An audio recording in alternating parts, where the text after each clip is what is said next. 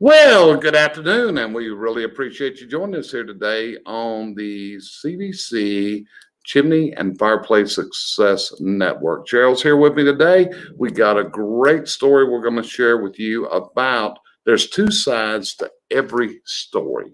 So stay with us. We're going to be right back with you in just a minute, and we're going to share a really good story about how there's two sides to every story that you hear.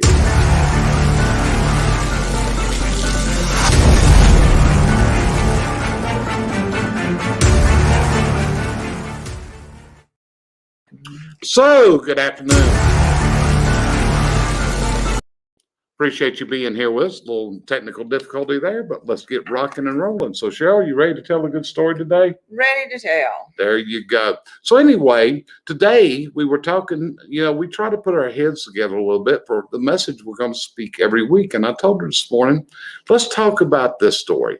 And this is a story about how different people hear different things in a story. And there's actually three sides to this particular story that I'm going to tell you about. See, one of the movies that I've often recommended to my clients to watch is The Founder. And The Founder is about the McDonald brothers and how Ray Kroc and them began a partnership and built McDonald's into the empire it is today, serving millions and millions of hamburgers every single day. But then several weeks ago, I was on the flight and I downloaded a movie, and it was a documentary, and the title of it was The Real Founder.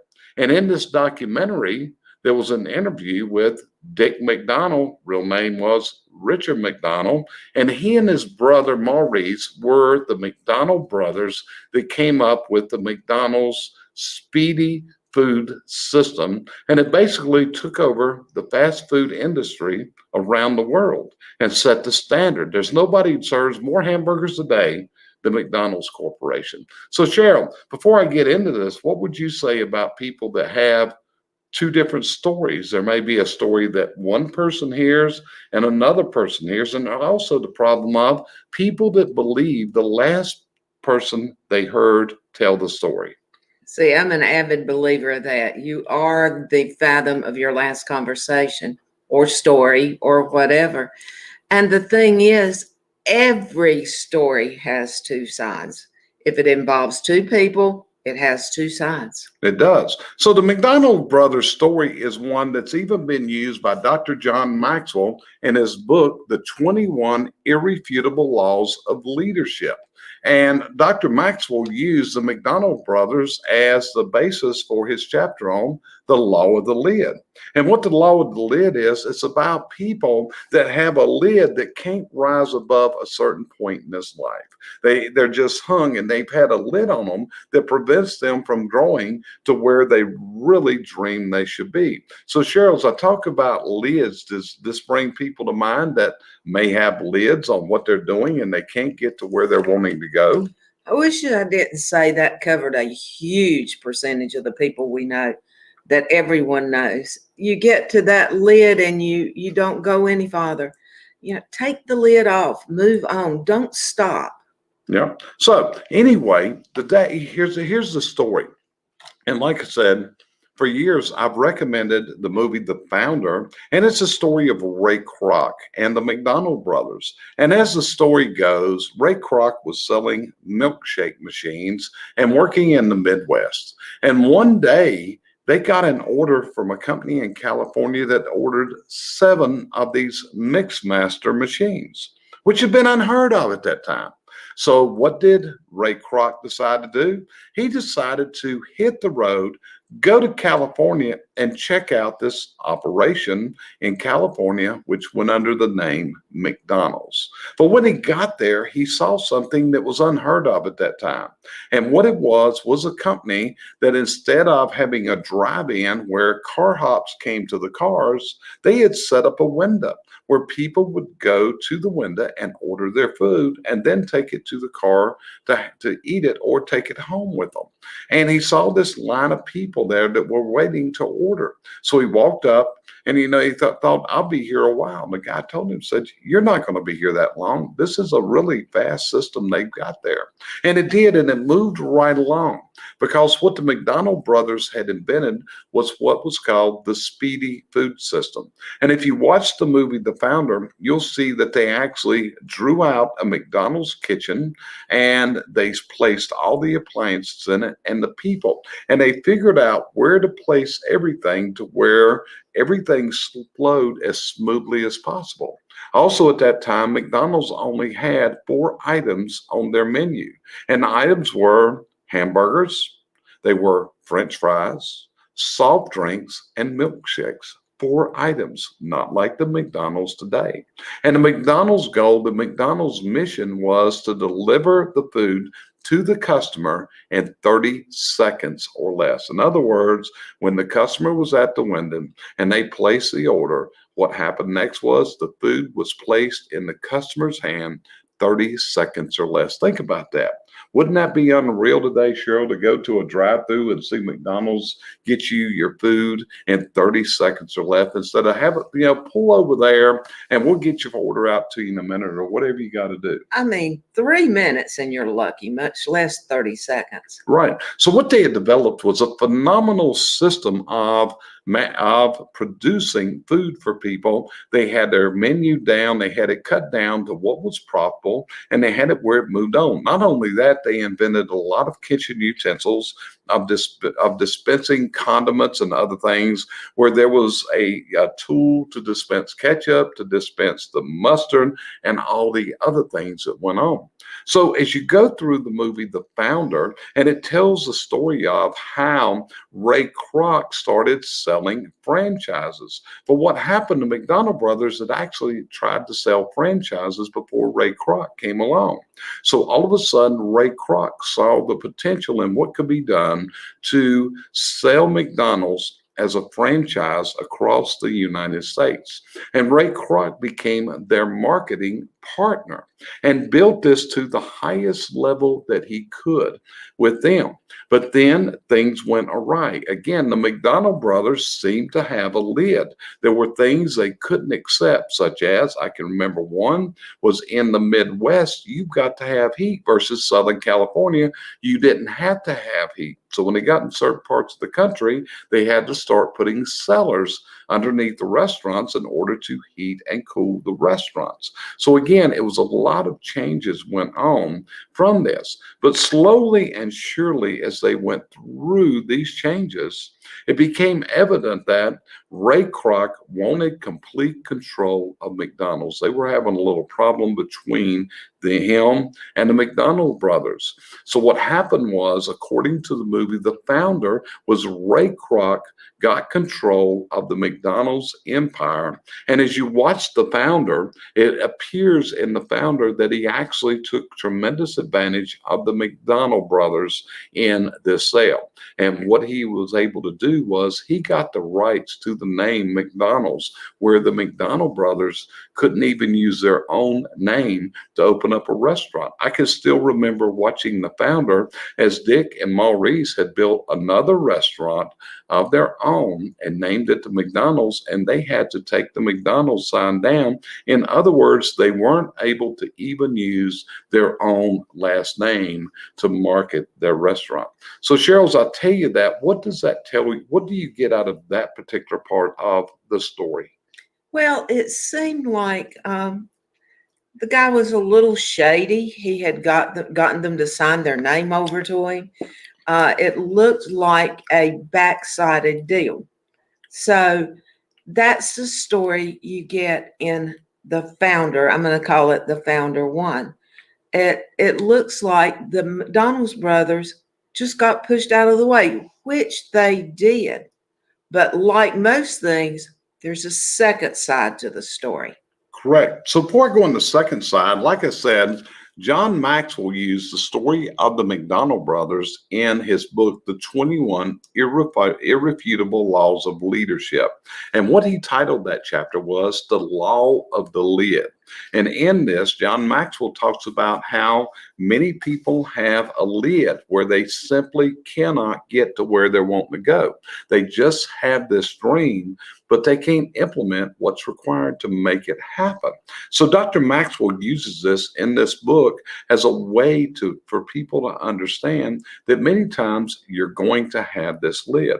Now, from there, as I say that, what goes through your mind with that particular part as I'm talking about this? Well, I want to say we all hit a point of where we reach a lid and we're stuck there.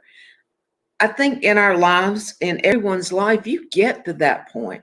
It's just somewhere along the way, if you want to move, you've got to etch past that time. Again, some people can't do it. The pain of change, as you call it, is worse than just sitting where they're at. Right. So anyway, now let's go to the real founder. And like I said, when I travel, I like to download movies from Amazon and I watch movies, and I really like documentaries. So I was getting ready to take this flight a few weeks ago. And when I did, I was going and leafing through Amazon and say, hey, let me download some movies here. And I came across this one that was entitled The Real Founder. And it was a conversation with Dick McDonald.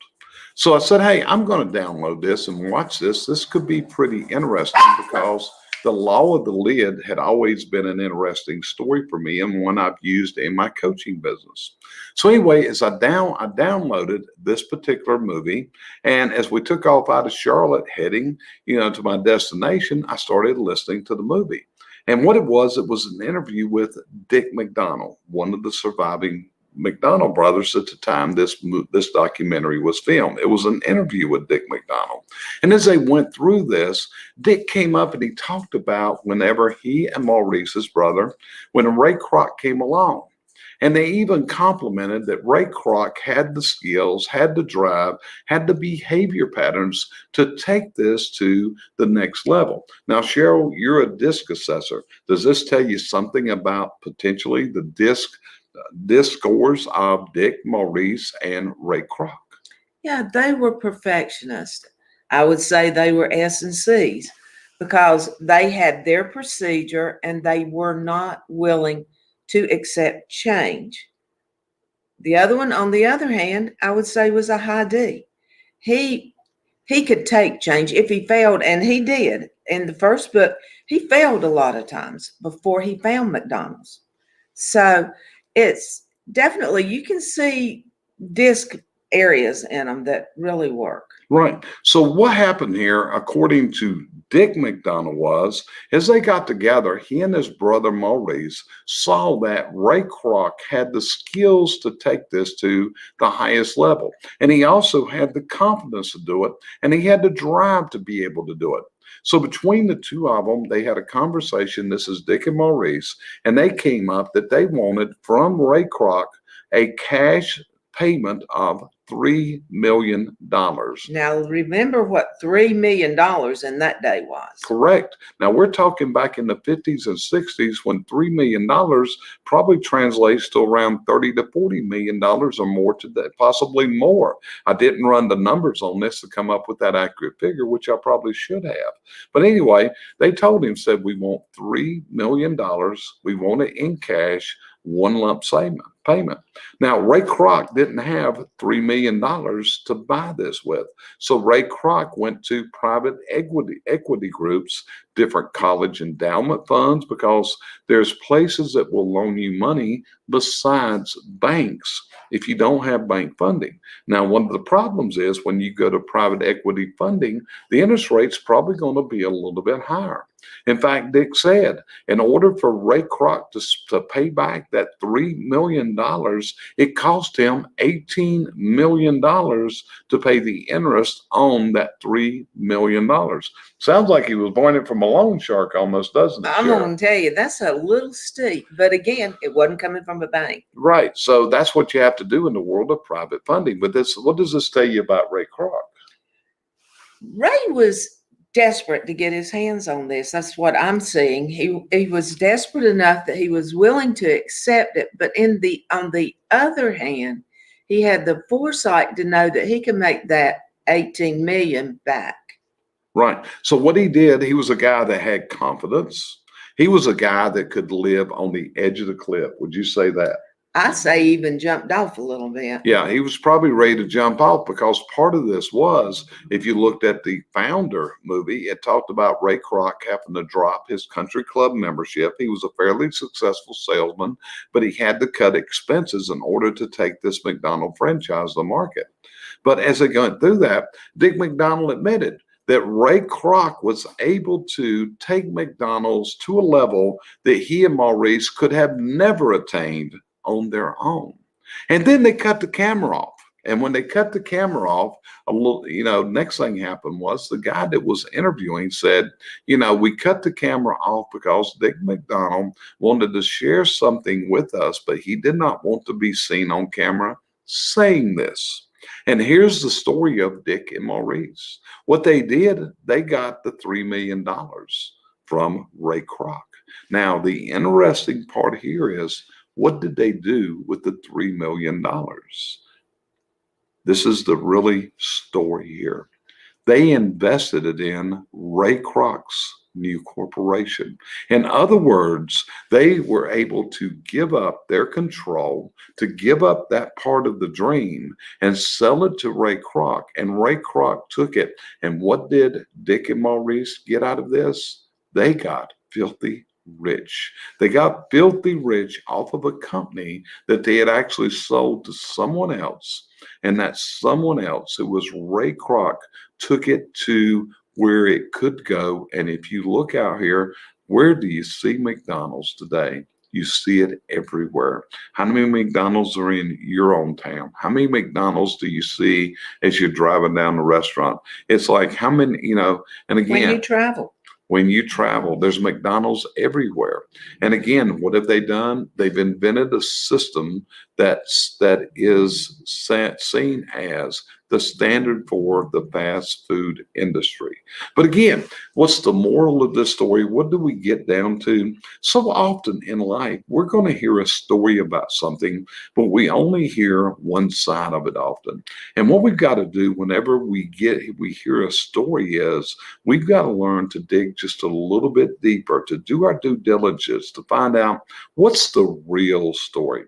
I can remember a newscaster, and his name was Paul Harvey. You remember Paul Harvey? Very well. Paul Harvey used to come on every day around 12 o'clock. Around 12 o'clock. He was a syndicated radio announcer. And he would start his show with, and here's news. And what he would do then, Paul Harvey would start talking about some type of news story, possibly from the past or possibly from the current. And Paul Harvey would tell that story. And then right before they would go to a news break, what did Paul Harvey said? And here's the rest of the story. You remember that? So Very then well. what he would do is he would come in and he would tell the rest of the story. And years ago, I learned a whole lot of the rest of the stories listening to Paul Harvey. Things that we probably didn't know about people, things that we may have formed the wrong opinion. And Paul Harvey was really good at digging deep and doing due diligence and delivering to his listeners the rest of the story. So Sheryl, as I go through the rest of the story here, what would you share with our listeners today about the rest of the story of possibly things you've learned in life? Well, I never was a huge history buff. You were, but I knew enough from history about what they said happened. And as you know, since we got streaming hooked up, I got more hooked onto history. And they are now telling the rest of the story, or either the version of the story. And I always look at it, and either side could be false, but I look at it to make sure that it says, the facts are factual, the players have been changed. And you're starting to see it's the same story, but with a different twist, with a different, maybe not a different ending, but another guy's perception of it, or maybe it was the real part of the story. Yeah. And that's one of the things I think we have to look at, especially in today's world.